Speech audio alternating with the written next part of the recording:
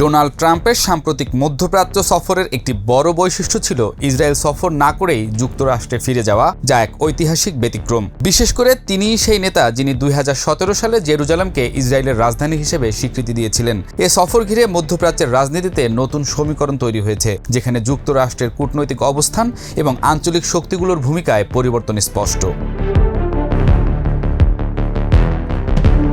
Saudi আরব এই সফরের সময় স্পষ্ট জানিয়ে দিয়েছিল যে ফিলিস্তিনিদের স্বাধীন রাষ্ট্র প্রতিষ্ঠা ছাড়া ইসরায়েলের সঙ্গে তাদের সম্পর্ক সম্ভব নয়। এতে করে বহুদিন উপেক্ষিত টু স্টেট সলিউশন পুনরায় আলোচনার কেন্দ্রে এসেছে। একই সঙ্গে ট্রাম্পের সফর মার্কিন কূটনীতিতে এক আঞ্চলিক নেতৃত্বভিত্তিক নতুন দৃষ্টিভঙ্গির সূচনা করে, যেখানে অর্থনৈতিক অংশীদারিত্ব এবং স্থানীয় সমঝোতা বড় হয়ে উঠছে। ট্রাম্প এবার ইরানের সঙ্গে সরাসরি আলোচনা শুরু করেছেন এবং গাজা যুদ্ধ বন্ধে নেতানিয়াহুর অবস্থানের বিপরীতে স্পষ্ট বক্তব্য দিয়েছেন। সৌদি ইসরায়েল সম্পর্ক স্বাভাবিককরণে যুক্তরাষ্ট্রের চাপও হ্রাস পেয়েছে। ট্রাম্প জানিয়েছেন সৌদি আরব নিজস্ব গতিতে সিদ্ধান্ত নেবে, ফলে ইসরায়েল আঞ্চলিক রাজনীতিতে কিছুটা বিচ্ছিন্ন অবস্থানে চলে যাচ্ছে।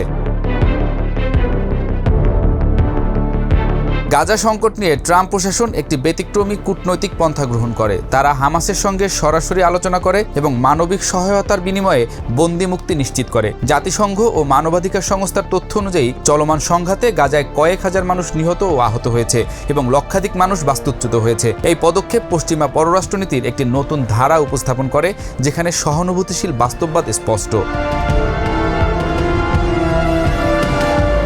ইরানের সঙ্গে নতুন একটি পারমাণবিক চুক্তির আলোচনা শুরু করেছে ট্রাম্প প্রশাসন, যা পূর্ববর্তী চুক্তির একটি পরিমার্জিত সংস্করণ। এই চুক্তির আওতায় ইরান সীমিত ইউরেনিয়াম সমৃদ্ধকরণ চালিয়ে যেতে পারবে এবং এর বিনিময়ে নিষেধাজ্ঞা শিথিল করা হবে। সিরিয়ার ক্ষেত্রেও যুক্তরাষ্ট্র নিষেধাজ্ঞা আংশিকভাবে প্রত্যাহার করেছে এবং নতুন প্রেসিডেন্ট আহমদ আল শারার সঙ্গে বৈঠক করেছে। এসব পদক্ষেপ ইরান, সৌদি আরব ও তুরস্ককে ঘিরে একটি নতুন কৌশলগত সমঝোতার সূচনা করছে, যার পেছনে চীন ও রাশিয়ার ভূরাজনৈতিক তৎপরতাও সক্রিয় রয়েছে। মধ্যপ্রাচ্যের অর্থনৈতিক ও কৌশলগত ভারসাম্যে সবচেয়ে বড় পরিবর্তন দেখা যাচ্ছে উপসাগরীয় দেশগুলোতে। সৌদি আরব, কাতার ও সংযুক্ত আরব আমিরাতের সঙ্গে যুক্তরাষ্ট্রের মধ্যে সামরিক অবকাঠামো, নবায়নযোগ্য জ্বালানি ও প্রযুক্তি খাতে শত শত বিলিয়ন ডলারের চুক্তি সম্পাদিত হয়েছে।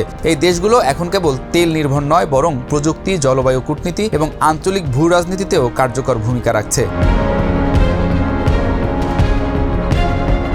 2025 সালে শিয়া সুন্নি ভারসাম্যে উল্লেখযোগ্য পরিবর্তন দেখা গেছে। সুন্নি নেতৃত্বাধীন সৌদি, তুরস্ক ও কাতার কূটনৈতিকভাবে আরও সংগঠিত হয়েছে। একই সঙ্গে নেতানিয়াহুর জনপ্রিয়তা ও রাজনৈতিক অবস্থান দুর্বল হওয়ায় ইসরায়েলের অভ্যন্তরীণ রাজনীতিতেও পরিবর্তনের সম্ভাবনা দেখা যাচ্ছে, যা আঞ্চলিক পুনর্গঠনে প্রভাব ফেলতে পারে।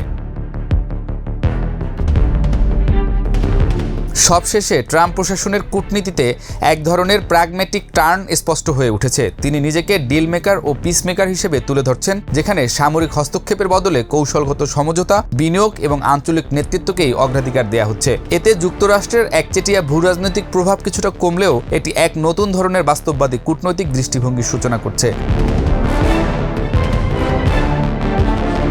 সব মিলিয়ে ট্রাম্পের সফরের পর মধ্যপ্রাচ্যে একটি নতুন রাজনৈতিক যুগের সূচনা হয়েছে। মার্কিন নেতৃত্ব এখন দূরবর্তী ও সহায়ক, আঞ্চলিক সমঝোতা হয়ে উঠছে কেন্দ্রীয় শক্তি, আর অর্থনৈতিক অংশীদারিত্ব কূটনীতির নতুন ভিত্তি হয়ে উঠছে, যেখানে ইসরায়েল কিছুটা একঘরে হয়ে পড়ছে। সৌদি আরব ও উপসাগরীয় দেশগুলো আঞ্চলিক স্থিতিশীলতার নতুন চালক হিসেবে আবির্ভূত, আর যুক্তরাষ্ট্রের নীতি এখন অনেক বেশি বাস্তববাদী, নমনীয় ও কৌশলগত। গাজা সংকটে মানবিক বিপর্যয়ের পাশাপাশি মধ্যপ্রাচ্যের রাজনৈতিক কাঠামোতেও এক অভূতপূর্ব পরিবর্তন সূচিত হয়েছে। নেতানিয়াহুর কৌশলগত ভবিষ্যৎ এখন অনিশ্চিত।